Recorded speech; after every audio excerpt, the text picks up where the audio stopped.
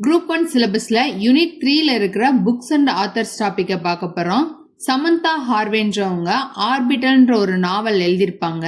ரீசெண்டா 2024ல இவங்களுக்கு புக்கர் பரிசு கிடைச்சிருக்கு இந்த நாவலுக்காக. இந்த நாவல் எதை பத்தி சொல்லுது அப்படின்னா, இன்டர்நேஷனல் ஸ்பேஸ் ஸ்டேஷன்ல ஒரு நாள் இருந்தா எப்படி இருக்கும் அதை பத்தின விவரங்களை சொல்றதா இந்த நாவல். இந்தியாவோட ஃபாரின் மினிஸ்டரான ஜெய்சங்கர் அவர்கள் ஒய் பாரத் மேட்டர்ஸ் அப்படின்ற புக்கை ரிலீஸ் பண்ணியிருக்கிறாங்க.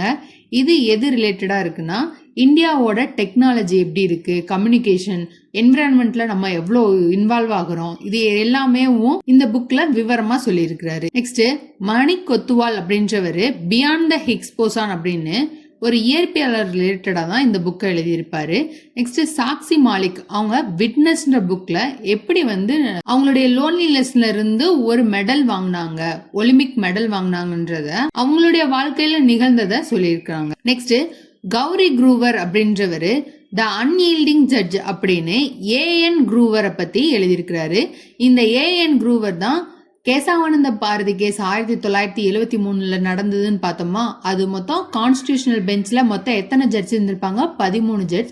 இதுல ஒருத்தர் தான் இந்த ஏஎன் குரூவர். இவர் என்ன பண்ணாரு அப்படின்றத பத்தி தான் இந்த புக்ல அவர் சொல்லியிருந்திருப்பாரு. சசி தரூர் அம்பேத்கர் எ லைஃப் அப்படின்ற புக் எழுதியிருக்கிறாரு.